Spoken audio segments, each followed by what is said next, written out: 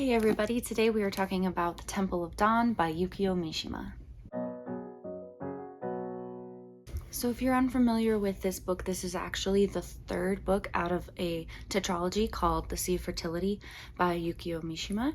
The first one is Spring Snow and the second one is Runaway Horses. And I highly recommend that you read these two first, or you watch my reviews of these two videos first before this one, because it doesn't really have the capability to be a standalone, really. There's a lot of context in each one that is really helpful for the next book. And the reason for that is because the main idea of these stories is reincarnation. And our main character is Honda, and he has been with us since the beginning. And at the beginning, I would consider him more of a side character in Spring Snow. He was a friend of Kiyowaki, and something happens to where the conversation goes to talking about reincarnation, and they all have their own theories, and eventually Honda believes that he is meeting Kiyowaki again in the form of his reincarnated soul. So if you don't read them in order, you're missing the different experiences that Honda has with different people that he believes are Kiyowaki reincarnated. And so that's why it's a really good idea to not jump into like this one as your first read, especially because I think this one is really heavy. It's really dense, and it's one of the reasons that this is my least favorite so far. I've got one more book to read, and we will see then the official ranking of how I feel about the books. But the reason I say that is because this one is just so heavy on the like philosophy and the different ideas and beliefs of reincarnation, and how different parts of the world and different countries feel about this subject, whether it is something that they believe happens or not. So there's I think there's 3 parts in this book, mainly 2 big parts, and then there's like a smaller part at the end that I think is part 3. But part 1, there's like a time jump. There's like 12 years in between this one and that one, Runaway Horses. And so Honda's getting up there in age now. He's like in his late 50s, or maybe he was in his early 50s at the beginning of this book, but a lot of time passes in this book too, to where he gets to be in his like 60s by the end. And so because of this, he has experienced a lot with his job. In this book, in The Temple of Dawn, he is doing work for his firm or company, and he is able to travel to different parts of the world to settle certain cases and certain things, and his company will like pay for him to go to these places. And he ends up going to the Taiwan, which is at the very beginning of this book, which is where the Temple of Dawn is actually located. So there's a lot of actual like history in this book, and so I found myself looking up a lot of the different temples and places that it was referring to, so I could see like pictures of what these things actually look like. Because man, Taiwan has some crazy architecture, like crazy huge statues, and so many that are still fortunately standing that you can go and see. I was really close one time to Taiwan. I was in Cambodia, and I still saw amazing buildings and architecture and temples and places there.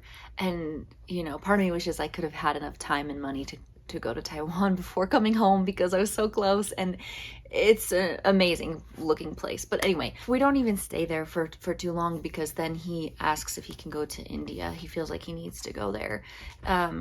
And while he is there, there are some pretty disturbing things he witnesses that are like, I can't even imagine being there, seeing some of the things that he saw. And I forgot to look up if they still do this, because this is set back in like the 50s, and I'm not sure if they still do things like this anymore, but like there was a certain place that he went to in India that they did kind of like a open cremation. I don't really know how to describe it, but I think online it was described that way. But basically they like do a ton of cremations like at the same time, and it's like really smoky and fiery, and in the whole area of the city that they do it at, and like they like just dump all the ashes like into the river like right after. So it's like I know that people will often take their loved ones' ashes somewhere that they loved, like the ocean, but that's like one person's body at a time in the middle of the ocean. And this is like several bodies at the same time, and I was just like, that sounds really unhealthy for the people breathing all that in, first of all. And I'm sure it just seems so natural and normal to the people that were there during this because that's just what they do. But it fascinated Honda, and it just made him like, he just had this eye-opening experience, and he has, that kind of just sparked his curiosity even further to look into how they feel about reincarnation and how it's different there from like Japan. And after he returns from India, he goes on this huge research spree. He finds a bunch of books and just reads for hours and gets all this information on how different places view reincarnation and consciousness, and if you even have rebirth or not. And so reincarnation, rebirth, and how you'll be reborn. Will you be reborn as another human? Will you be an animal instead? Will you be an object? Will you be an insect or a bug? And some places in the world do believe that you'll come back as anything, and it depends on how you acted when you were alive on which thing you will become. So if you broke the law a lot, then you'll be something like a cockroach, or like depending on what law you broke, it's like a degree of what you'll be brought back as is kind of like a punishment almost. And he also researched about like like in Greece, and what they think about reincarnation and different things there. And I can't even begin to describe to you how each one of these places do their philosophy any further than what I've already done, because this was the hardest part of this book for me. I was just like, it didn't even feel like we were talking about Honda anymore. It felt like we were just being given all this information, like a research paper almost. Like, this is the things that, like as if you were just reading somebody else's findings on this, versus even thinking about Honda anymore at this point. So it's almost like we became Honda, and this is like what we were learning or whatever. It was really hard for me to feel connected, because I just wanted to go back to his findings of Kiyowaki and how he was being reincarnated, because like this whole several years has passed. Like I think 7 years, I think I said 12 earlier, but I think it was 7 years, 7 or 8 years maybe, that actually passed since the first one. And then there's like a 12-year jump later in the book. But at the very beginning of the book, he finds someone who he believes was the reincarnated soul of Kiyowaki. And then he finds possibly Kiyowaki in the form of a little Indian princess when he's in India. And he starts to think that it was him, but there's a couple of things that makes him doubt that it's him. But the princess is convinced that it is, that she is a reincarnated person, and that she's actually from Japan. And so because she says that, he's like, well, that's pretty good evidence that it's gotta be him, right? And then all of a sudden he goes back to he has to leave India, and it's like that whole thing's like, we're not even worrying about that anymore. We're just learning about all this stuff, all this philosophies and all these belief systems and whatever you want to call it. That's where the book goes to for quite a long time. And that's where I was starting to get kind of lost. Like, I just want him to, like, socialize with people and find his way back to this girl to see if it really is him or not. And like, it takes us all the way till part 2 for us to finally start getting some like actual socializing with him and his wife and his neighbor friend, and he's come into some money. So he wants to throw like a party to invite all these important people. He learns that the princess it's been 12ish years or whatever, so now she's like in college, but she went to Japan to study, so she's around, and he wants to invite her over to become more involved with her. So I definitely liked part 2 more than part 1. But with that being said, this book has potentially some problematic language, and language as in the way that some things are described. There's some icky sentences in this book that I was kind of like, that's not great. About women and their relation to men, and like relationships to men and different things like that, that I was just like, that wasn't super great. And like, there's a lot of sexualizing of this Thai princess. Honda, like, I just found his character so different in this one, because he just found himself like really wanting to be with the Thai princess. And in my back of my mind, I'm like, didn't we establish that she's your friend reincarnated though? And if you really do still have a feeling that that's true, why would you want to get with her? And let alone the age gap. Okay, he's like in his 50s, right? And she's like 19 or something, I think. And it's just like, I don't think so. Again, this was written in the 50s and 40s, but I wouldn't want to give it a pass just for that, because it's like,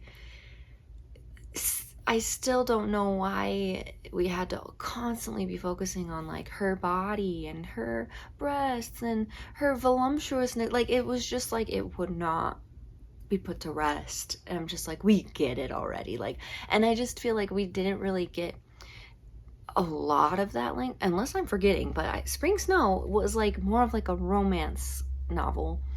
And in that, you do not get near as much, to my memory of it, of the like sexualizing language of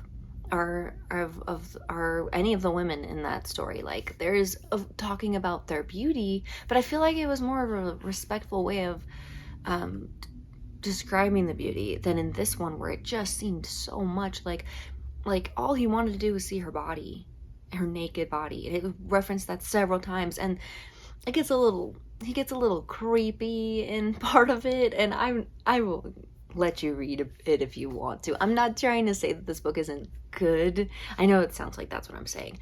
I'm just saying it's my least favorite. So I feel like it's necessary to still read it if you're reading the whole tetralogy, because you need to know where it goes for the next book, because I'm sure the next book is going to, be important in continuing this story to its finality. But with that being said, I'm just kind of like warning you that there's some things, the way it's written sometimes is just a little bit like, all right, okay, let's just move on from this. There is partly, I think, a reason too why he does want to see her body, and it's because he needs to confirm that the 3 moles are not there. The 3 moles that he saw on his best friend's body, they're just very distinctive. So he believes that if he's reincarnated, he will, at whatever body he's put into next, will still have those 3 tiny moles, like on his like lower chest-ish area of the body. And so the only way he can really confirm if it's him or not, he needs to see that part of her body. And he had opportunities, or he had plans to try and get this information. He just still wasn't 100% sure that it was actually him. So he was starting to kind of give up on that idea, because I think he was letting his lust take over. Because mind you, he's still married to another person. And he just kind of wants to have this relationship that seems like just out of reach. Like, he's not going to be able to get it. And if he finds out that it's Kiyowaki, he definitely feels like that, okay, no longer can that dream of his being with her be a reality. It would just be crossing a line. Story-wise, I feel like the first two were just more interesting and like intriguing to me. Like, I love Spring Snow. I love how that book was. And then the second one, still pretty solid. A lot of depressing information and context and subject matter in that one, but I still found it easier to read than this one, because this one just kind of had that like that awkwardness to it, and then so much just information dumping of stuff that just kind of like was not sticking in my brain. And I think that if you love those kind of subjects, and learning about history and other countries' histories, about how they think about the afterlife and what happens to you after you die, if you're really interested in that, then you'll probably love the first part of this. It just was hard for me to love. But anyway, I'm still going to be reading the fourth one. I'm still excited to know how this ends.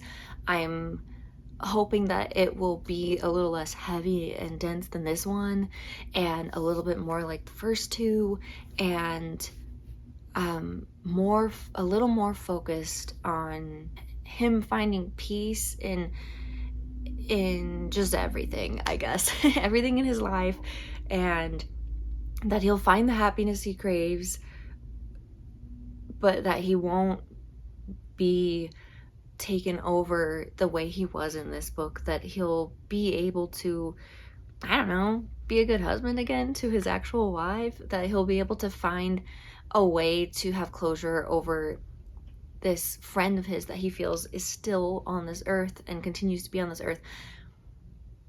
I just hope that it comes to a good conclusion with all of this reincarnation stuff. So thank you so much for watching. I appreciate you, and I will see you in the next one. Bye.